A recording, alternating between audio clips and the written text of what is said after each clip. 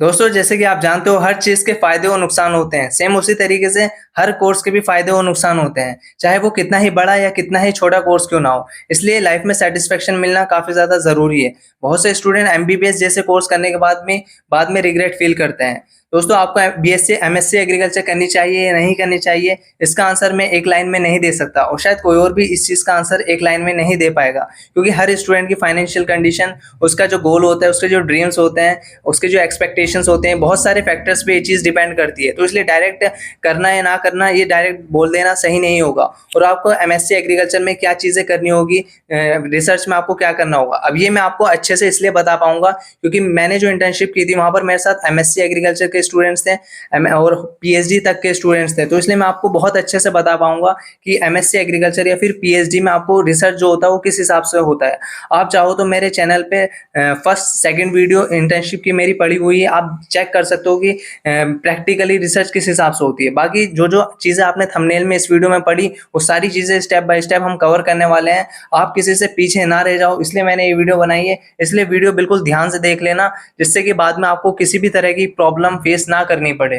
तो दोस्तों, सबसे पहले हम एमएससी एग्रीकल्चर करने के एडवांटेजेस और डिसएडवांटेजेस को समझ लेते हैं। अब जैसे आप एमएससी एग्रीकल्चर कर लेते हो तो कुछ जॉब वैकेंसी ऐसी होती है जिसमें सिर्फ एमएससी एग्रीकल्चर के स्टूडेंट्स ही एलिजिबल होते हैं। इसका मतलब साफ साफ है कि बीएससी एग्रीकल्चर वाले यहाँ से हट जाते हैं, तो थोड़ा सा आप भीड़ से, थोड़ा सा आप अलग हो जाते हो भीड़ से, एक तरीके से कहे तो और भी बहुत सारी जैसे जॉब वैकेंसी है, लाइक आप एएसआरबी नेट दे सकते हो, एपी दे सकते हो, यूपीएसएससी एसटीए का एग्जाम दे सकते हो, एसएमएस इन केवी के की एक वैकेंसी आती है जिसमें आप अप्लाई कर पाओगे, एआरएस की आती है, ठीक है। इसके अलावा आप पीएचडी कर सकते हो, ठीक है, एक अपॉर्चुनिटी आपको मिल जाती है। अगर आप रिसर्च साइंटिस्ट आप बन सकते हो। इसके अलावा आप ब्रीडर बन सकते हो, जेनेटिक्स करके आप ब्रीडर की लाइन में जा सकते हो, या फिर आप प्रोफेसर वगैरह बन सकते हो। नेट का एग्जाम आपने क्लियर कर लिया, एमएससी के बाद आप फिर एलिजिबल हो जाओगे किसी भी यूनिवर्सिटी में पढ़ाने के, जो कि बीएससी एग्रीकल्चर के या फिर 12th के स्टूडेंट होते हैं एग्रीकल्चर वाले, उन्हें आप पढ़ाने के लिए एलिजिबल हो जाओगे। इसके अलावा आप एग्रीकल्चर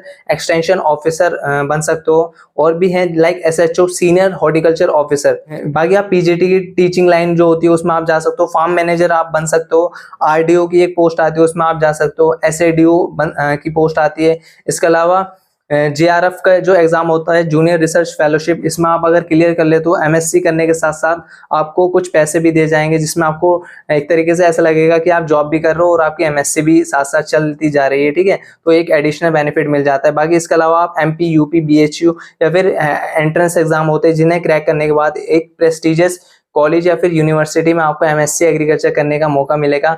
इसके अलावा एमएससी एग्रीकल्चर करने के और भी फायदे हैं, जैसे कि बहुत से स्टूडेंट ऐसे भी होते हैं, अभी मैं खुद से नहीं बता रहा, मैंने देखा है ये सारी चीजें, और आप अपने सीनियर से भी ये चीज कंफर्म कर सकते हो। बहुत से स्टूडेंट ऐसे होते हैं जो एमएससी करने के बाद या एमएससी करने के साथ साथ वो प्राइवेट जॉब भी करते हैं, ठीक है। दोनों चीजें उनकी चलती रहती हैं। और बहुत से स्टूडेंट ऐसे भी होते हैं जो एमएससी करने के साथ साथ वो गवर्नमेंट जॉब की प्रिपरेशन करते हैं, जो कि डबल फायदा एक तरीके से उन्हें मिलता है। और इसके अलावा एक चीज और होती है, बहुत से स्टूडेंट का माइंडसेट जो होता है वो एग्री बिजनेस या फिर एंटरप्रेन्योरशिप की तरफ रहता है, जो एग्रीप्रेन्योरशिप होती है।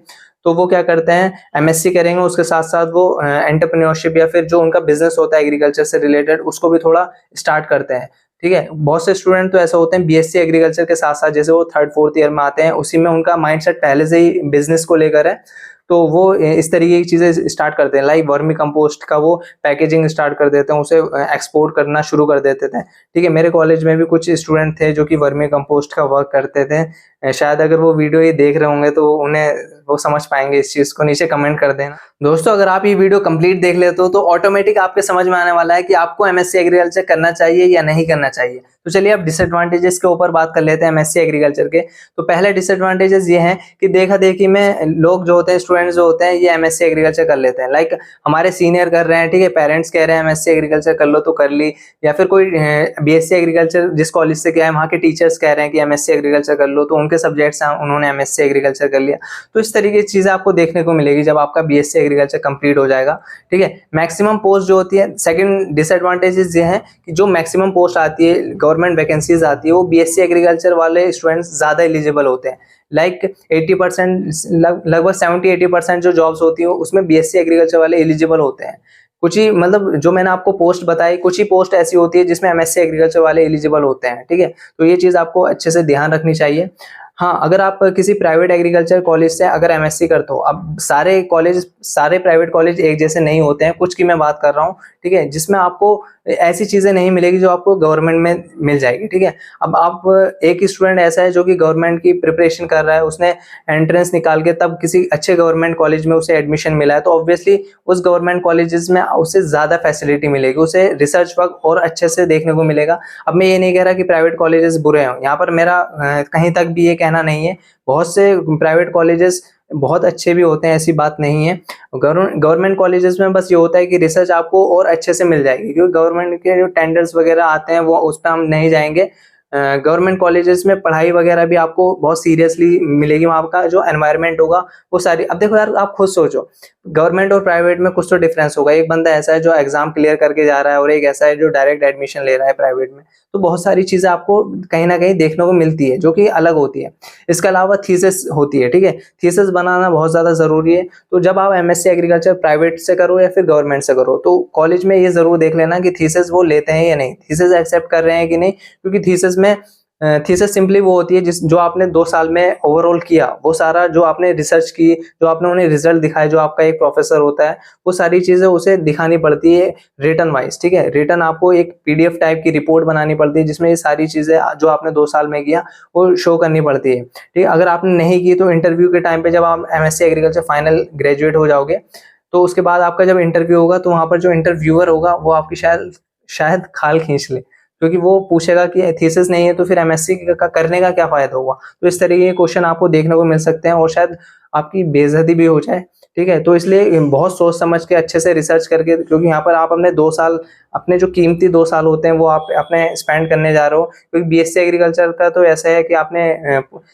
यूजी का कोर्स है, आपने मजे मजे में निकाल दिया, लेकिन आप जब पोस्ट ग्रेजुएशन कर रहे हो तो इस चीज का, बहुत सारी चीजों का आपको ध्यान रखना चाहिए, तब जाके आपको कॉलेज सेलेक्ट करना चाहिए। दोस्तों, अब आप एमएससी एग्रीकल्चर से रिलेटेड बेसिक डिटेल्स आपको शायद पता होगी। लाइक एमएससी एग्रीकल्चर 2 इयर्स का कोर्स होता है, जिसमें 4 सेमेस्टर होते हैं, और जो आपके फर्स्ट 2 सेमेस्टर होते हैं जिसमें आपको थ्योरी पढ़नी होती है, ज्यादातर प्रैक्टिकल भी होते हैं लेकिन कम होते हैं। लेकिन जो आपका सेकंड ईयर होता है, जिसमें पूरा रिसर्च वर्क होता है, जिसमें आपको रिसर्च करके जो आपके एक मेंटोर मिलते हैं, जो आपको एक टीचर मिलते हैं, प्रोफेसर मिलते हैं, जिन्हें आपको सारी चीजें शो करनी होती है।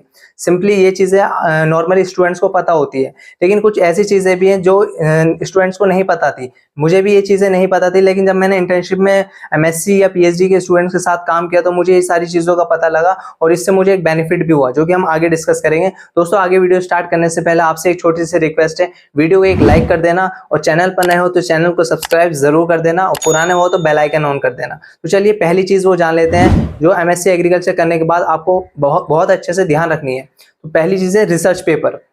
रिसर्च पेपर पब्लिश होते हैं। अब रिसर्च पेपर होता क्या है, सबसे पहले इस चीज को समझ लेते हैं।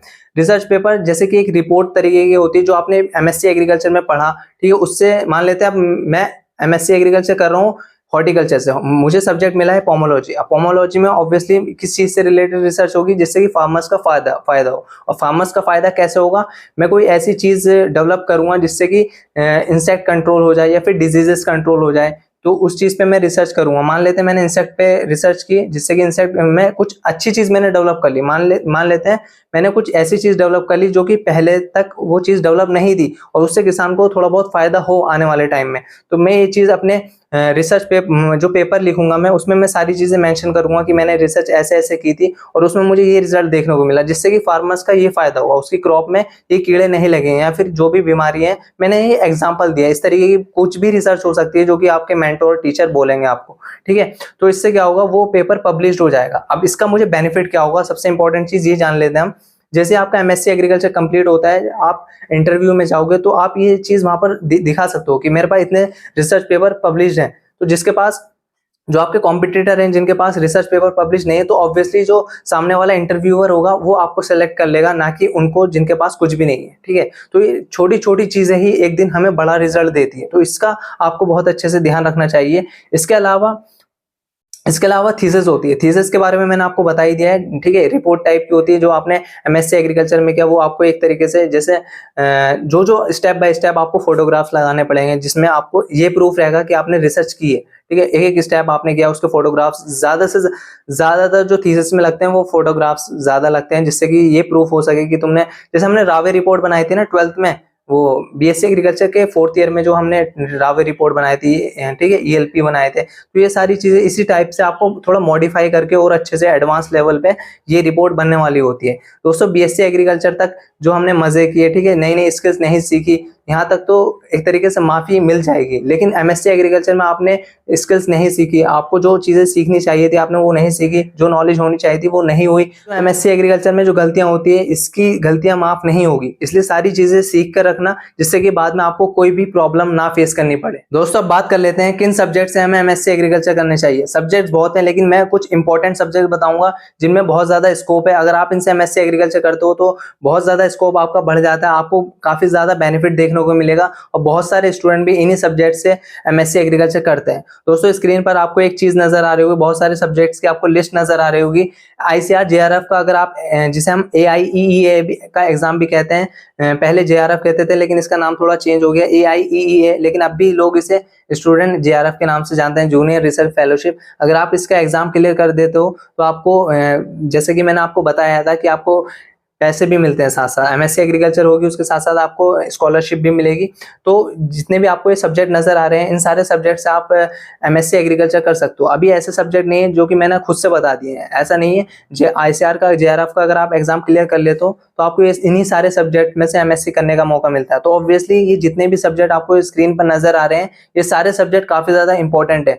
अब इनसे हटके भी बहुत कुछ और सब्जेक्ट्स भी हैं जो कि मैं इस वीडियो में बात नहीं करूंगा, आप खुद से थोड़ी रिसर्च करना। वैसे मैं ये कहूंगा कि जो स्क्रीन पर आपको सब्जेक्ट नजर आ रहे हैं ये भी काफी ज्यादा इंपॉर्टेंट सब्जेक्ट है। बहुत से स्टूडेंट जो लगभग ज्यादा परसेंटेज जो स्टूडेंट का है वो इसी से अपनी एमएससी एग्रीकल्चर को परस्यू कर लेते हैं। Last doubt, MSc agriculture private college से करना चाहिए या फिर गवर्नमेंट कॉलेज से करना चाहिए। अब आपने अगर ये वीडियो बहुत ध्यान से देखी है तो मुझे नहीं लगता आपको ये बताने की जरूरत है कि एमएससी एग्रीकल्चर आपको प्राइवेट से करनी चाहिए या गवर्नमेंट से करनी चाहिए, क्योंकि हमने इस वीडियो में एडवांटेज डिसएडवांटेजेस दोनों कवर किए हैं। लेकिन फिर भी अगर आपको लगता है कि आपको फिर भी कंफ्यूजन हो रही है तो आप मुझसे इंस्टाग्राम पे कनेक्ट कर सकते हो, जिसमें मैं आपको ये बताऊंगा, आपकी सिचुएशन को समझूंगा, ठीक है, आप क्या करना चाहते हो, आप प्राइवेट जॉब करना चाहते हो, गवर्नमेंट जॉब करना चाहते हो या फिर आप एग्री बिजनेस एग्रीप्रेन्योरशिप इन चीजों में आप जाना चाहते हो। तो मैं आपकी सिचुएशन को समझ के, आपकी फैमिली कंडीशन क्या है, सारी चीजों को समझ के आप मुझसे वहां पर शेयर कर सकते हो, जिससे मैं आपको फ्री में काउंसलिंग प्रोवाइड कराऊंगा कि आपके लिए क्या बेस्ट रहेगा, जिससे आपको मर्जी आपकी रहेगी कि आपको क्या करना चाहिए। लेकिन वो कहते हैं ना कि सलाह सबकी लेनी चाहिए लेकिन सुननी अपने मन की चाहिए।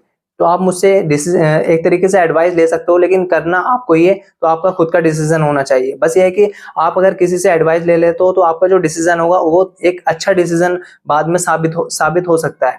तो इसलिए इस चीजों का आप ध्यान रखना दोस्तों। बाकी आई होप आपने वीडियो को लाइक कर दिया और चैनल को सब्सक्राइब और बेल आइकन ऑन कर दिया होगा।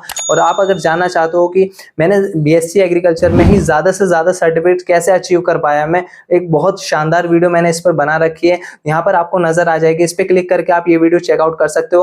और आप अगर एग्रीकल्चर के स्टूडेंट हो, बीएससी एग्रीकल्चर के या फिर कोई और से भी एग्रीकल्चर के स्टूडेंट हो, लाइक एमएससी बीएससी हॉर्टिकल्चर के, तो आप ये वाली वीडियो चेकआउट कर सकते हो, जिसे देखने के बाद आपका काफी फायदा होगा। तो इसलिए ये वीडियो भी मिस मत करना। ये वीडियो देखने के बाद आप मुझे थैंक्स बोलोगे नहीं, ऑटोमेटिकली आपके दिल से मेरे लिए थैंक्स निकल आएगा। मिलता हूं आपसे इन्हीं 2 वीडियो में, तब तक के लिए बाय, टेक केयर।